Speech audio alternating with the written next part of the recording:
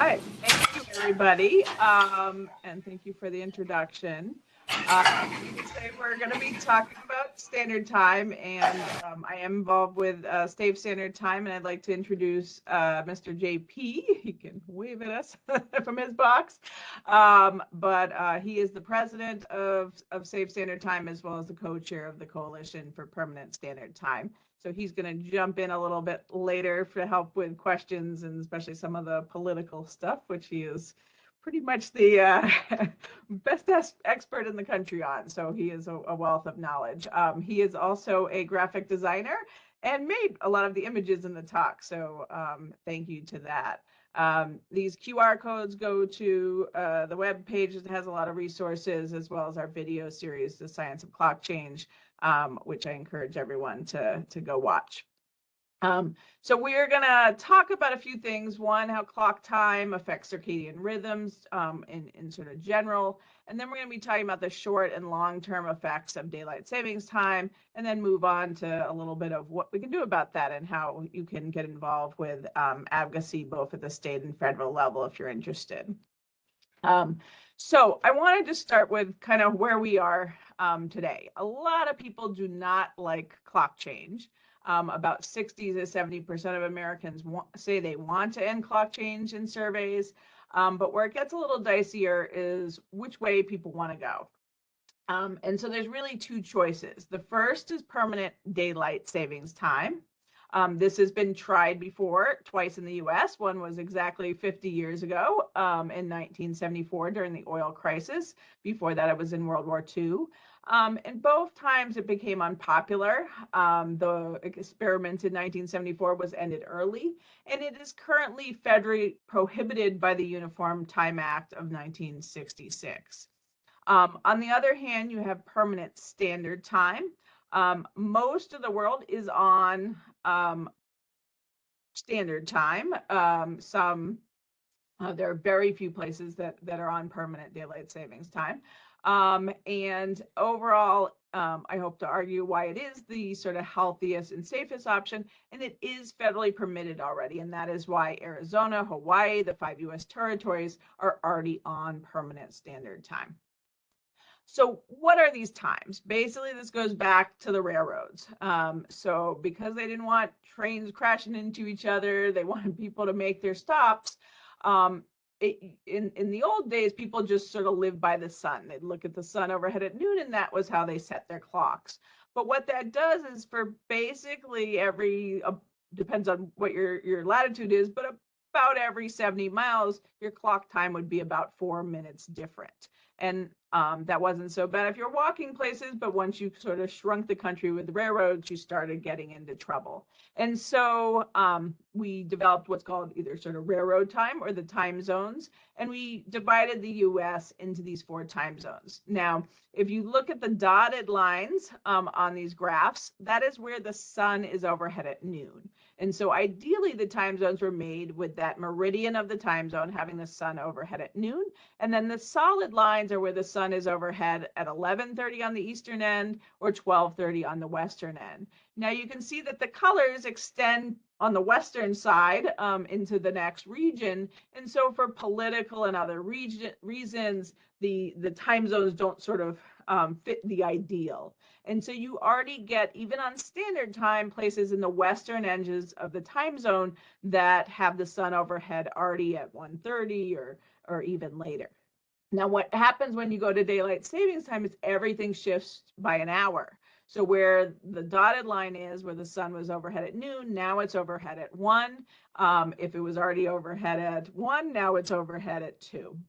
And this essentially forces us to get up an hour earlier for work or school when we're on daylight savings time. And it would also, if we were to extend it into the winter, lead to about 2 to 4 months with sunrises after 8 a.m. And the southern states that have more even days are the ones that would have those longest periods of sunrises after 8 a.m. So why do people want to go in one direction or other? It's a little too hard for me to kind of survey the group, but I'm guessing that some people would say that they would want to go to permanent daylight savings time. And there's a lot of sort of misinformation out there. This is an ad by Rick Scott, basically saying, why do you want to go to the Sunshine Protection Act, which is the federal act for daylight savings time? And he's making claims that would help the farmers, it would make people healthier, it would grow the economy, make things safer, reduce electricity costs. And we're going to talk about a lot of the data points that are listed on here and why they actually don't relate to what's happening on daylight savings time. A lot of these facts go towards what happens when we have clock change, but it doesn't sort of address what time we end up on. Now, what's happening in Pennsylvania? This was from a article about Scott Martin introducing a permanent daylight savings time bill, and basically saying that these clock changes are causing problems, and so if we can get rid of them, then we will save money. And you'll often see this, that they're really focusing on these short-term effects of what happens during the clock change, and the assumption that if we get rid of the change, things will be better. This one I thought was great because it's for daylight savings time, but then the argument in the article is saying that if we go to standard time all year round, that there's benefits. So it's using, again, the arguments for standard time to say that daylight savings time is better, not realizing that there's a difference between the two.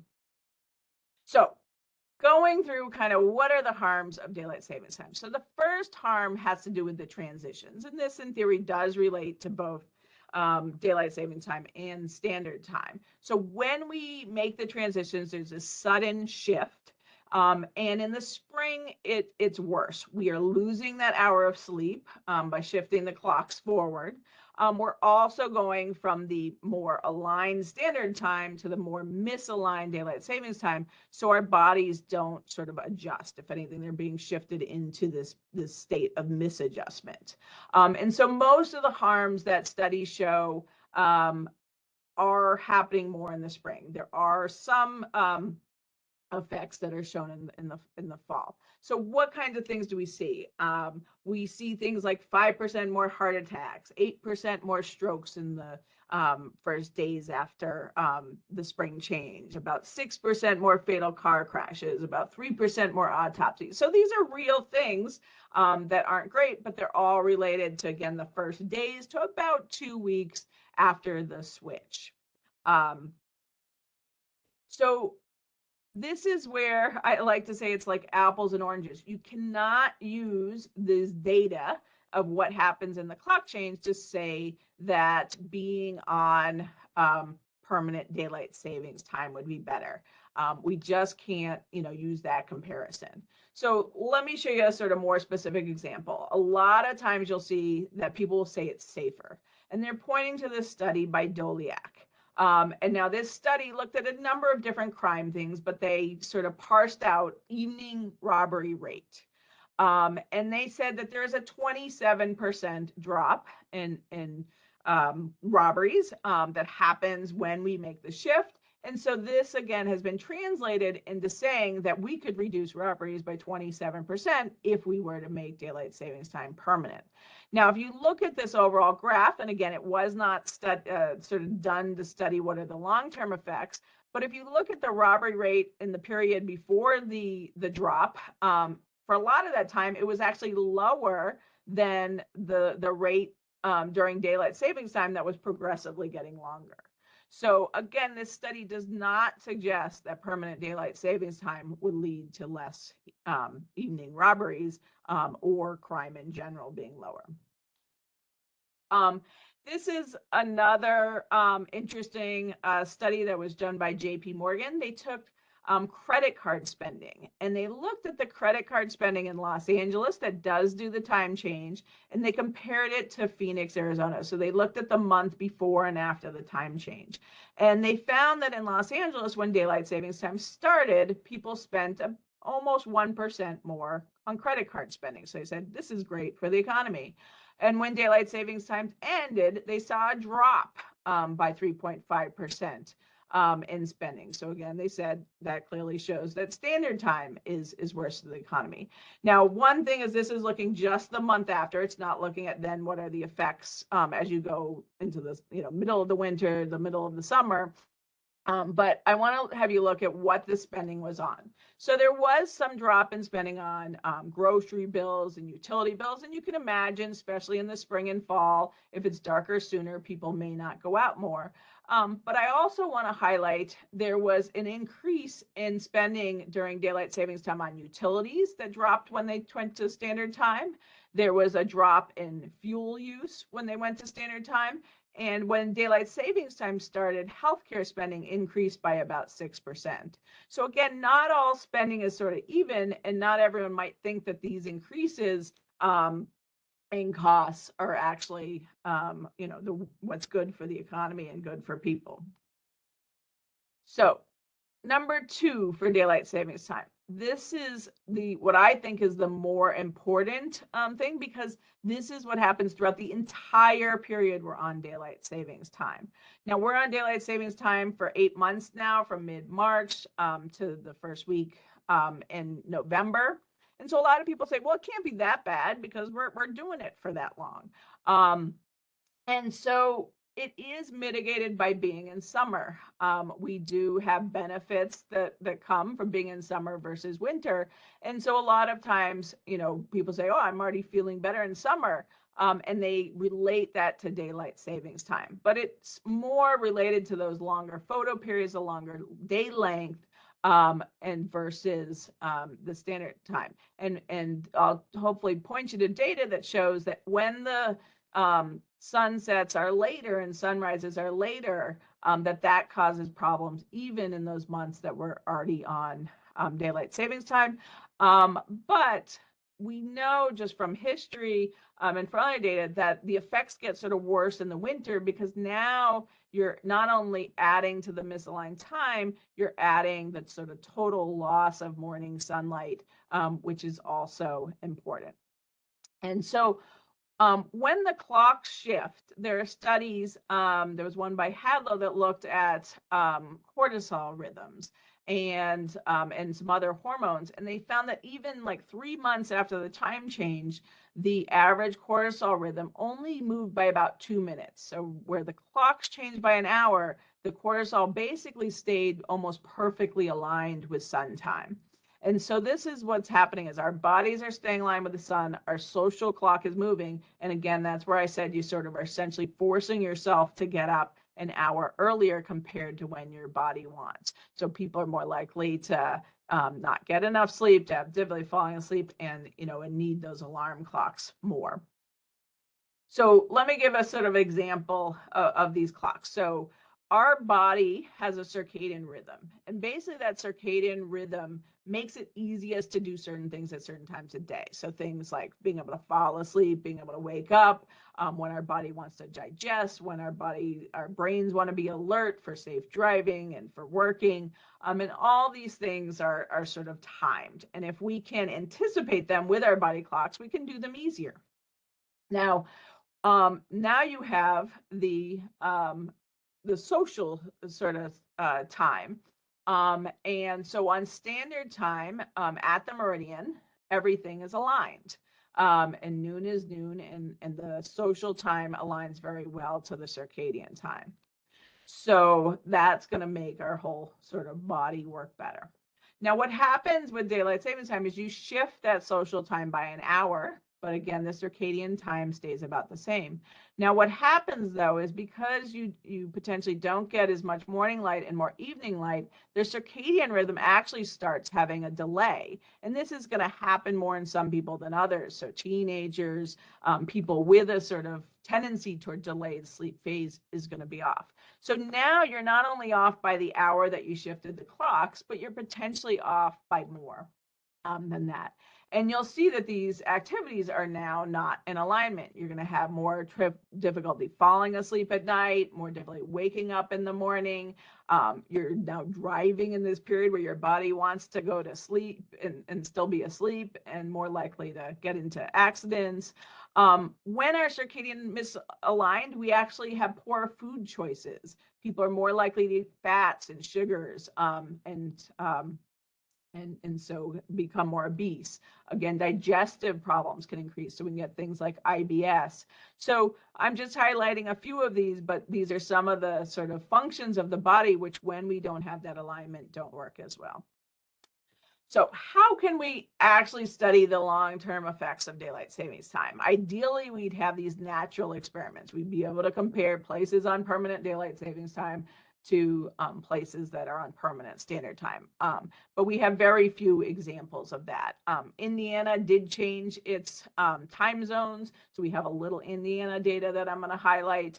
Other things we can use is more indirect data. So we know that people that have a more delayed rhythm, basically equivalent to like what you're getting on daylight savings time, have more evening chronotype and more social jet lag. We have lots of studies looking at sort of what are those effects on health and other outcomes.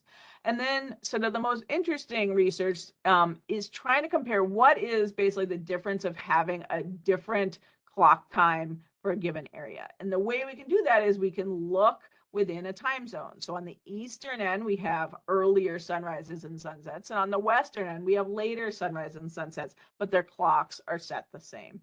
And so we can look at those differences.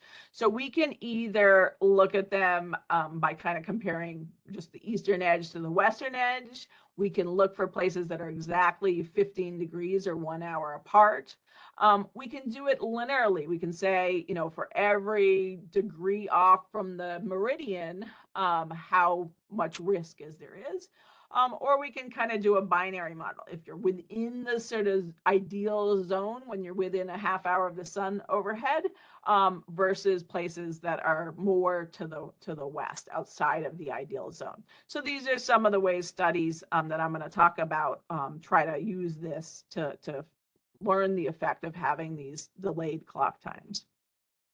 So one of the first things is, what does it do to sleep?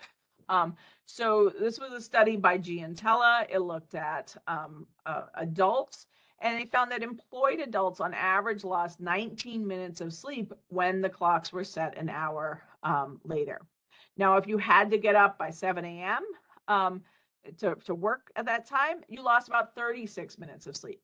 If you weren't working, but you had children that started work before 8 a.m., you lost about 27 minutes of sleep. Now, if you were lucky enough to start work after 8:30 a.m., and you didn't have those children, you essentially did not lose sleep. So you can, again, start to see where this might affect different people in the population differently. And we'll talk a little about sort of the disparities that this might lead to a little bit later. Not only can you get less sleep, but the sleep becomes more fragmented when the sunrises and sunsets are later. And chronotype shifts. So chronotype can be defined in different ways. It's the preference sort of having earlier or later wake time, so your morning lark or your night owl. But one way that it's sort of objectively measured is looking at the midpoint of sleep on your free days. And we find that this shifts later. And again, we know from studies that people with later chronotypes have things like higher risk for cardiovascular disease and other health outcomes. And then one of the other big ways to look at it is through what's called social jet lag. And this is often what happens to teenagers. It's a lot of times with teenagers, their total average sleep over a week may actually be sufficient, but it's very uneven. So we actually found in a study in Russia, when they spent 3 years on permanent daylight savings time and then later switched to permanent standard time, that during that period of permanent daylight savings time, there were about almost 7% more adolescents who had and at least an hour of social jet lag, and about 16% more adolescents who ended up with over 2 hours of jet lag. So we know that being on permanent daylight savings time increases social jet lag, and we have, again, hundreds of studies looking at sort of what outcomes are associated with increasing levels of social jet lag.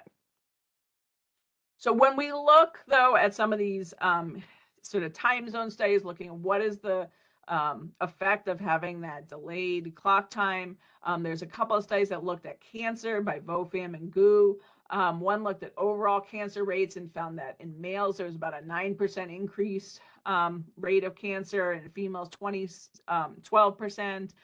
There's another study that looked at liver cancer specifically and found 21% increase. And that study was interesting because they actually did a sort of racial analysis, and they found that Blacks and certain other races actually had about 50% higher rates when they were on the western end of a time zone. The study by Giantella looked at outcomes like obesity and heart attacks and coronary artery disease and diabetes, and found substantial increases on the western end of the time zone. And they related those last healthcare costs to costing about $2+ billion a year just to cover the sort of increased risks that we're seeing on the western end of the time zones. So what about mental health? A lot of people have the assumption that if it's light out later, you get out of work, you see that light, that's going to help you feel better. And the exact opposite is true. In Russia, again, they looked at these 3 time periods when they were either on seasonal daylight savings time or permanent daylight savings time and standard time, and they found the lowest rates of seasonal depression when they were on permanent standard time and the highest rates on permanent daylight savings time. This goes along with what we know about treating light box therapy in morning, and how light box at night can actually worsen seasonal affective disorder. We know lots of data about how genes that affect the circadian cycle are found to be linked to a lot of mental health disorders. So there's very big connections between sleep and circadian rhythms and mental health disorders, and it really makes sense that when we have more misalignment, mental health suffers. Similar to that, there's a new study that came out this year by Reyes, who looked at suicide and found that later sunrises and sunsets led to an increased rate of suicides. If you kind of look at the number of suicide deaths in the year, this would come out to about 5,000 extra suicides in the US per year due to the later sunrises and sunsets. So driving's yet another area where people have the assumption that if we move the sunrises and sunsets later, that we would do better. And their assumption is based on the effects of light. If it's light during the evening commute, which is the busier commute, that then there'd be less car accidents. Unfortunately, what they're not calculating in is the sort of effects of the misalignment on the brain. So if you're not as alert, if you're more tired, if you're making poor decisions, if you're more likely to drink and drive, more likely to text and drive, all these things that have been associated with people that have increased social jet lag and sleep deprivation, it's not surprising that we end up with more car crashes. So again, this was a study that looked at the areas in yellow that were more aligned with the proper time zone versus the areas in blue that were misaligned, and found over 20% more fatal car crashes a year, which they estimated to over 1,200 sort of excess deaths that were explained by these regions being in the wrong time zone. And again, when you think about the light effect doesn't even sort of win out when you put daylight savings time in the winter. You actually have the most commute time in the dark on daylight savings time, because you're essentially putting the entire morning commute in the dark for, again, 2 to 4 months of the year. And this was essentially one of the biggest things that affected us in 1974 and why it became so unpopular. People really did not like those dark mornings. They were probably feeling it affecting their mood and things, but it was also affecting commutes, and especially kids standing at their bus stops. So in 1 month in Florida in January of 1974, 8 school children were killed at their bus stops versus 2 the year before. So again, it was, sort of stories across the country like this were happening, and there wasn't sort of statistical data on this, but it was certainly what people were noting, and really afraid for their kids that were standing in the dark. So I want to talk about the brain. I think a lot of the reason why daylight savings time is harmful when it comes to all aspects of our life has to do with the fact that our brain functions better when it's more aligned. So it affects things like sports performance. There are great studies looking at social jet lag and sleep deprivation on things like accuracy rate and running rates. There was a study that looked at marathon running on weekends where there was the clock change versus weekends where there are not.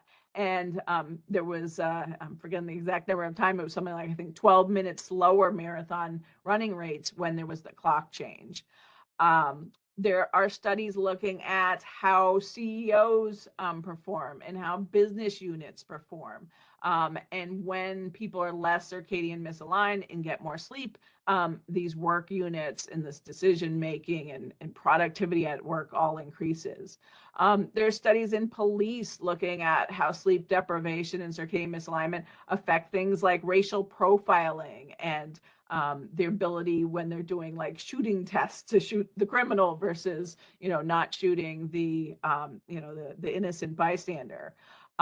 Education, we're going to talk a little bit more, but people learn better when we're more misaligned. We already mentioned sleep as being better. Workplace accidents, other safety issues are better. Car crashes. And then when you think about crime, again, what makes someone a criminal?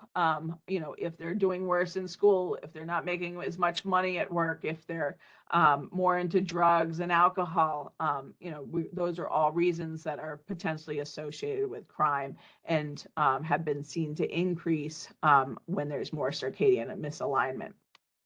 So I want to jump over to sort of education. Again, there's a number of studies looking at sort of sleep deprivation and things, but this is one that specifically looked at sort of the daylight savings time effect. So in Indiana, most of the state was on standard time up until 2007, whereas there were parts of the state that were still on the seasonal daylight savings time on the edges. So they compared 10 years of data looking at basically SAT scores, and they found that if they were in the daylight savings time areas, there were 16-point lower average scores. But what was interesting is this didn't affect the population evenly. The lowest income students were 49 points lower. The middle income students were 23 points lower, and the highest were 8 points lower. So everyone scored lower on daylight savings time, but again, not affecting the population evenly and putting some of the most at-risk students at even more risk. We have a lot more data when it comes to all of the new studies that are looking at the effects of having later school start times. So they've been able to show that if we can get these kids more sleep, sort of more aligned to their own rhythm, that we can get improved test scores, we can decrease tardiness, we can get higher graduation rates, we can have lower rates of mental health problems, we can have lower rates of drug and alcohol use, we can have less car crashes in these students. And so again, all this data helps support what are the sort of effects of doing a public health move that does improve sleep. Now, I do think having later school start times are important. If we were to go to permanent daylight savings time, the current recommendation of starting at 8:30 now in the winter would essentially have to move out to 9:30. So a lot of people will make the argument of, oh, we can go to permanent daylight savings time and just move schools later. But again, you need to be moving it even later. And as I talked about, because you're not just losing 1 hour of clock time, but you're getting this further shift, especially in these young kids, you're losing even more than an hour. And so you could argue you have to move it even later, especially in the winter when you're losing those dark sunsets to really get the full benefits. So what about energy? There's been data over the years that looked at energy, and none of it is sort of perfect.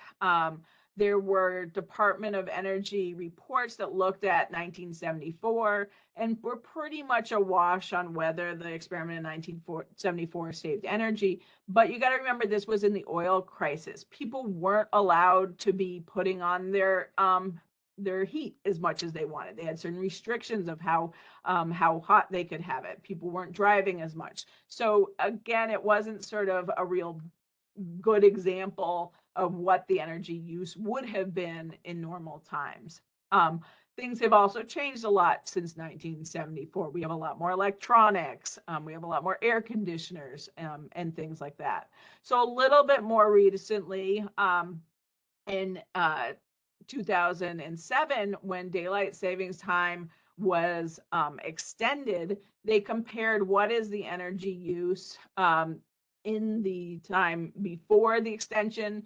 So when we were on still standard time in March and sort of the end of October versus when it got switched to daylight savings time. And again, that Department of Energy study had some small suggestions that maybe we could save energy in that spring and fall period. But that did not look at the full year-round effect. So you can imagine maybe there is a little savings in the spring and fall, but you're not looking at the times of year when heating and cooling and those costs are at the highest. And that's what was actually found in a study in Indiana. So when they switched to standard time to seasonal daylight savings time, again, not looking at the winter effect, but they found that there ended up being about a 1% increase in energy costs with the switch to seasonal daylight savings time, and essentially because of increased heating and cooling. And I would argue that if it had also been a change in the winter, they would have seen those heating costs rise even more, because that's felt to be one of the highest things. And we have now, change what we do during the day. Lights are more efficient, so that savior of light energy is less. And essentially, people on electronics, the whole time they're sleeping. So the whole time they're awake. So if we have them sleeping on average 19 minutes or less, it makes sense that we're going to be using more energy. Oops, sorry, going the wrong way. So what about the economy? I touched a little about this earlier when with some of those prior studies. So again, there is decent data to suggest that there will be a little less retail in these spring and fall evenings if the sun is setting earlier. Now in the summer, you could argue that you need the heat to go down before people are out. And so, are you making as much of a difference at the spring and the winter times of year where the weather and those factors might be more of a factor? The golf industry is one industry that historically has pushed for daylight savings time, even back to when it first was starting in the early 1900s. The convenience store lobby is lobbying to keep things where they are. They estimate that even seasonal daylight savings time leads to about $5 billion in excess sales.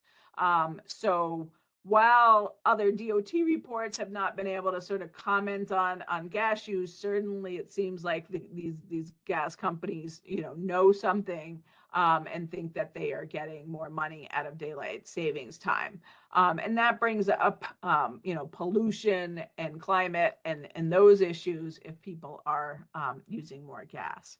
Now, what I would argue is, yes, there are these niche businesses that will potentially have some benefits for daylight savings time, but you're doing this on the back of basically all the workers and parents and people out there, and especially the ones that have jobs that get up, that start before 8 a.m., which is the majority of people. And you get certain jobs like transportation workers, construction workers, medical workers. A lot of us have jobs that are starting at 7 a.m., even earlier. And those are the ones that are going to be most at risk. Because you can't just say, well, go to bed earlier, you can get enough sleep. You especially can't say that to your teenager. But even as you get into adults, just, sort of telling people to get to bed early does not work. We have that forbidden zone that keeps us awake. And so people will lose sleep and have that circadian misalignment that is going to affect, again, not only their ability to get to work, but function well at work, be safe at work, be as productive as they can be at work. And again, studies have put some estimates on that.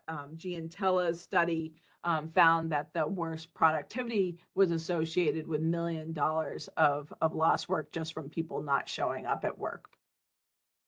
And so who's going to be affected the most by this? This is one of sort of two graphs I have that are essentially almost overlapping. So this one compares college graduates versus wage earners. And you can see that wage earners are much more likely to have these early start times that are before 7 a.m. Again, a very similar graph if you look at whites versus blacks, where the blacks also are much more likely to have these early work start times. And so again, why there are these sort of structural disparities, why some people and families are going to be more affected if we were to go to daylight savings time.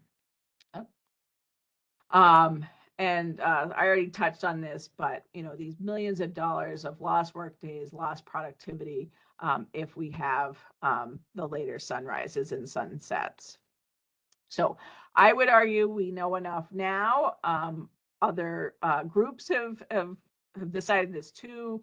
The American Medical Association, the Coalition for Permanent Standard Time, which is the ASM, the Sleep Research Society, National Sleep Foundation, Save Standard Time have come together on this. The American Thoracic Society recently endorsed permanent standard time. We're getting increasing number of endorsements across the medical fields in support of permanent standard time who have made this decision.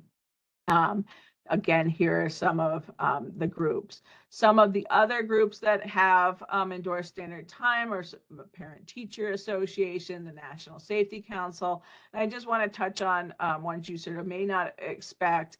So like the Rabbinical Council of America and some other religious groups are into this related to prayer time. So if you have to do prayer after the sun rises and it's only rising at 8:39 a.m. in the morning, it can be very hard to get to work after being able to do those prayers. On the other hand, especially some like Muslim religions and things, if you are not allowed to do your prayers until the sun sets, we were at the sleep conference in Indiana and the sun was setting at 10:30 at night. You're forced to stay up and basically lose sleep if the sun is setting really late in the summer. So I'm maybe going to pass over to Jay at this point if he wants to jump in on a little of where we sit legislative wise. Well, thank you very much, Dr. Johnson, for that excellent presentation. I am sort of leading the boots on the ground on this issue, and it's our busiest time of year from January through May as the state legislatures return to session for a, we got 50 different sprints happening at once here. If I could share my screen. Well, or Jay, can you, or let me just first comment, or can you comment on just what the Sunshine Protection Act? Sure. Happened so federally there is so much confusion on this issue, and I sympathize. It's a weird issue, and most constituents don't understand it, and indeed most legislators don't know what their options are. The federal law is the Uniform Time Act of 1966, and that states that you need to stick to your correct time zone. You need to spring forward in March and fall back in November. And if you wish, you can exempt your state just by passage of state law and say, we will not spring forward, we will not fall back, we will stay on permanent standard time. There are 2 states and all 5 U.S. territories on permanent standard time. 2 states, famously Arizona and Hawaii. But a lot of people think that we got some kind of special exemption here in Arizona when really we're just following the federal law by passing a state law saying we're not going to do daylight saving time. So in recent history, in 2018, Florida passed a bill, the first ever, saying that they wanted permanent daylight time. And then in 2019, many states followed in a rush to catch up. And there's my map exactly right there. So we see that what we're looking at here is a tile map of the North America. When a box is filled in, that means it is actively practicing a permanent clock. So yellow is for permanent standard time for alignment to the sun, and blue is for permanent daylight time for those dark mornings. So in the United States, we're not allowed to go to permanent daylight time. So the boxes that are outlined in blue have expressed intention to do so if federal law were ever to change. There's a few more nuances and shades of color here talking about states that say we'll do it if the next state overdoes it as well. Dotted lines saying we'll do it for a portion of our state, but not the whole state. But the filled and outlined boxes are where things stand right now, what laws have been enacted already.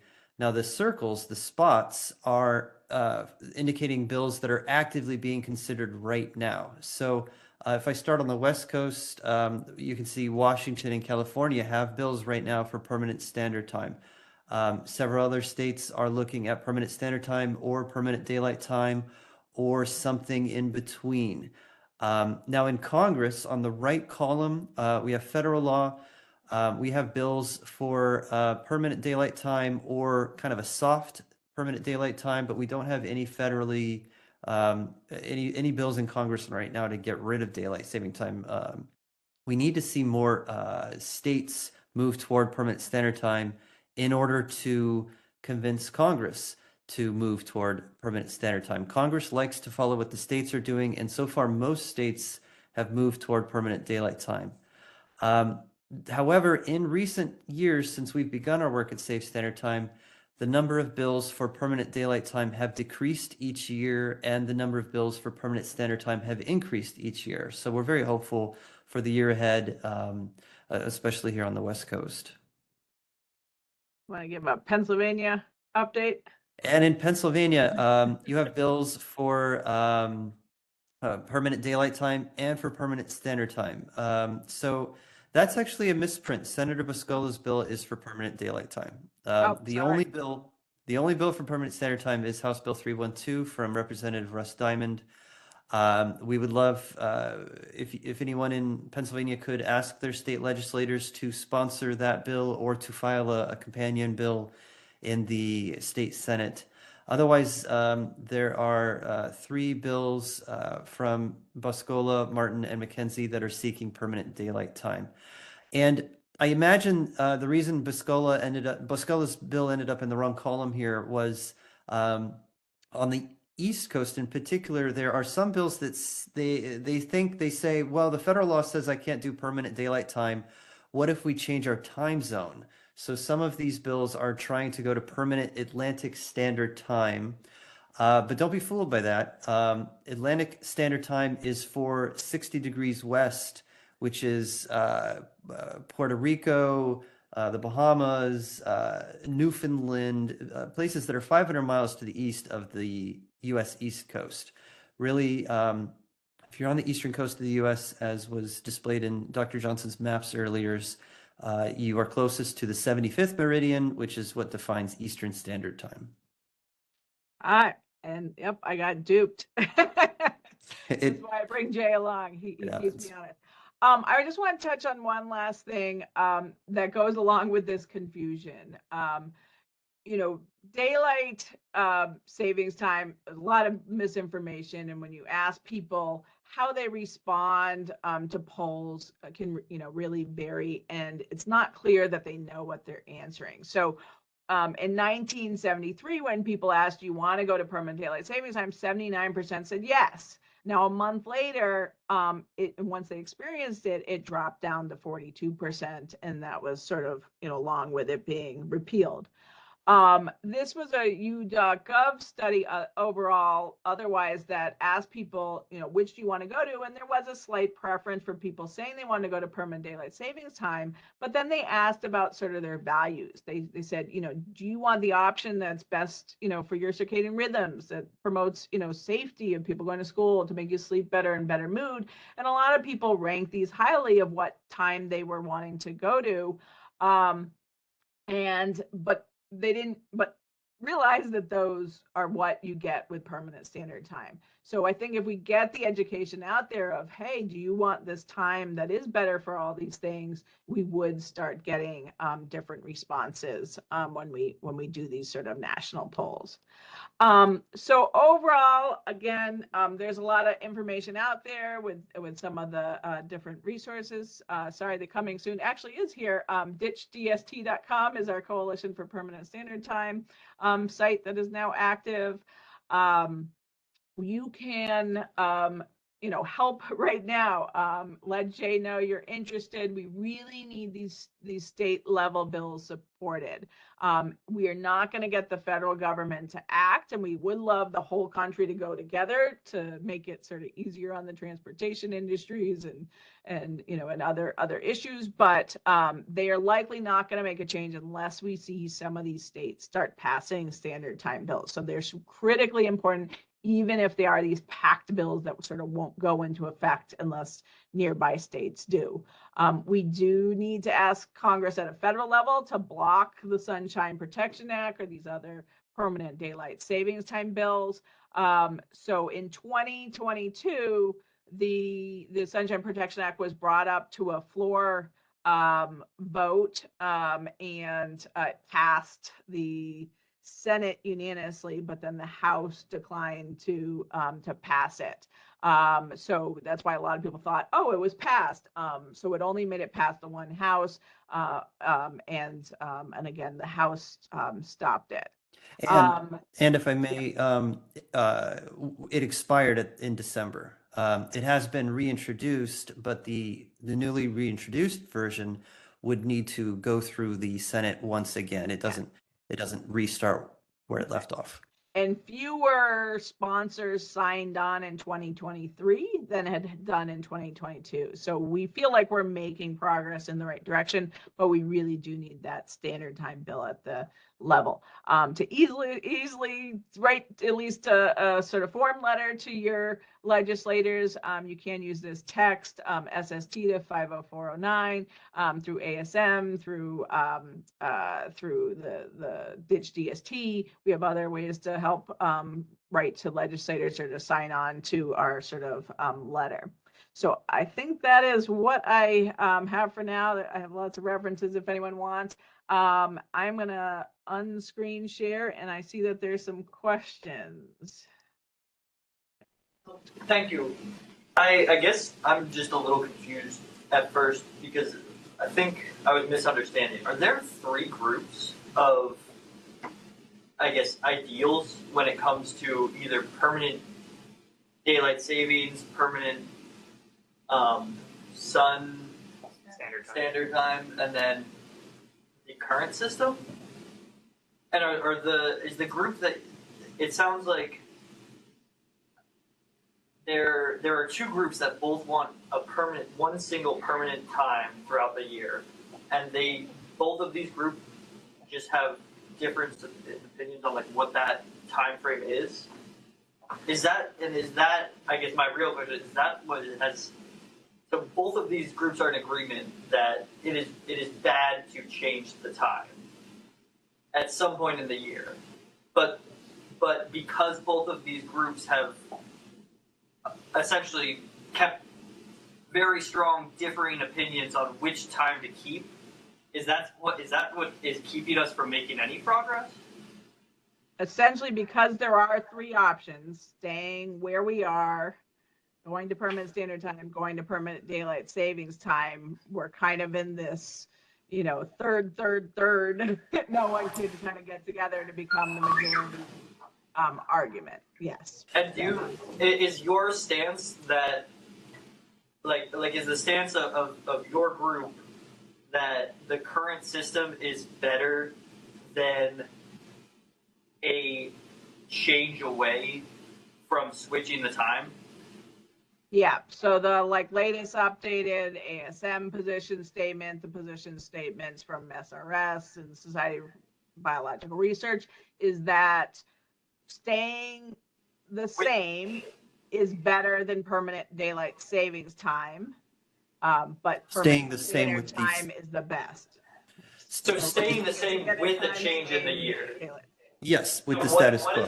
What is the data that what is the issue with doing that? I guess what is the consequence? So it's the difference between the short-term data. So you want risks that happen to you for 1 week, or a few days, versus the increasing of the long-term effects that become exponentially worse in the winter when you're losing those morning sunrises. And we've tried it twice before. Other countries like Russia have tried permanent daylight savings time before. People do not like it once they're doing it because of those dark mornings. So this is something, not only do we have all those, what happens and what we know is happening when you get later in sunrises and sunsets that are having these long-term impacts on the health. The issue is people, when you have the time change, they feel it. So they go, oh, I felt a lot worse the week later. And they blame it on time change. What they don't blame is, oh, I'm having insomnia, I'm having heart disease, I'm having, this stuff throughout the year. They can't decide what part of that is related to circadian misalignment. And so they don't, associate that those risks could be related to daylight savings time. There are a few people out there that say, oh yeah, I just sleep worse, all summer, and can kind of tell that there is this sort of effect, but that's part of the problem is we are experiencing risks now that would get much worse if we add it to the winter. If I may comment as well, from the layperson and legislator point of view, when the clocks change in the spring and the autumn, nearly everyone in the public doesn't understand why we're doing it, and they almost universally dislike it. So then they complain to their legislators, and the legislators say, okay, if we're going to stop changing clocks, which one are we going to keep? A lot of them look and see, well, a lot of states are asking for daylight time. Maybe we should just follow that trend. A lot of them think, well, we do daylight in the summer, and summer is better than winter, so we should do that one. It's a lot of emotional choices being made. From a strategy perspective, don't you think that you'd have a better chance ultimately achieving your outcome if everybody was on the same page with the outcome that you didn't want to? Why wouldn't you just make a compromise and then have a position where you can then collect data and make a compelling argument to switch, as opposed to say, we want this, we should go this way. We already have collected data, like what I just showed you, and it has shown that it works. So, it would cost millions of dollars anytime you made a switch. So we could make the switch, cost millions of dollars to the, making the switch. Jay is a IT computer person. Yeah. I'll tell you the millions of dollars. It's a very expensive change to make, so we do want to make sure we get it right the first time. And also, the last time we made the wrong choice, lives were lost. Yeah. So, we don't need to go this way. Just in the last 3 years of getting out there, we are making considerable progress. And what we're really focusing is on getting the right information out there. I've been impressed going to legislative offices over the last few years. we first started doing it, no one knew about it or had all wrong information about it. Now we're seeing that they're starting to get it. We're putting op-eds out there. We have more position statements. We have more, review articles that we're getting out there. So as the information is out there, we are seeing people coming to an agreement. It's, we're not quite there yet, but we are moving in the right direction. And I do think it can happen, and we don't need to cost lives, cost money to make the switch the wrong way just to quote prove that you're wrong. When I first met Jay, I had the same question. I was like, Jay, why don't we do this? And and I've been since convinced that no, we don't need it. We just need to put the hard work of. But doesn't the other side have data that by preventing this switch, you're costing lives and money? But again, it's Trump. But you're saying their data is wrong, and they're saying your data. Like take that data with the car crashes. They're telling you that there'll be less car crashes, for 2 days. We're showing that later sunrises and sunsets cause 20% more car crashes throughout the whole year. Cause 5,000 extra suicides throughout the whole year. So yes, you may prevent 5 suicides the week after daylight savings time, but or maybe even 100 suicides the week after daylight savings time, but if you're preventing 5,000 suicides throughout the year, and again, I'm not saying that it's 5,000, we don't have that exact data, but it's a whole year thing versus a couple day thing, and so the whole year effects are more. That it's there isn't data to say that it's affecting life, right? Is that what you just said? Yeah. Okay. I mean, again, the academic data that we have, the depression data that we have, the car crash data that we have, the obesity, we have data that, we can either fight the sun and have it work against our bodies and against our brains, or we can use the sun and get it to help us. Let's go the way that the sun is helping us function better. Thank you. I think there's a hand raised in the back, or I can't really Yeah, tell. I don't know if he's stretching or raising his hand. So I enjoyed the talk. It gives a lot to think about. Kind of on another topic, I wonder, does this fit in at all with, I've also heard people try to propose like a unified calendar. Is that any sort of extension of this work, that like if January 1st was always on a Monday, every year it would improve sort of people's cycles and ability to sort of predict things each year and keep on a steady cycle. Does that ever come up in these talks? I haven't really heard that one. I mean, I've seen people talk about new alternative calendars as a hobby. I haven't really seen any data suggesting that it could affect health and safety. Okay, just curious. Thank you. yeah. Mm-hmm. I actually wanted to ask something. Doesn't it also latitude make a difference? For example, changing time in Alaska, isn't it different than doing it in Mexico? Yeah. Yeah, I mean, basically, the farther north you get, the bigger extremes in the photo period. So, Alaska, you can be basically all dark or all light. We do know that if the photo period gets below a certain amount, that tends to lead to more circadian, disruption. We just can't sync, our clocks even well enough. So you will, in the northern states, you'll get some of the earlier sunrises and sunsets, but you'll also get some of the latest sunrises and sunsets. Now in the south, it's more even, closer to a 12-day, 12-hour day and night, with less variation there. But because it's so long, if you are in the part, usually on the western edges of the time zone, Atlanta, Georgia, certain places in Texas and in Florida, you will get, 3-4 months where the sun rises after 8 a.m. Because you're staying for so long.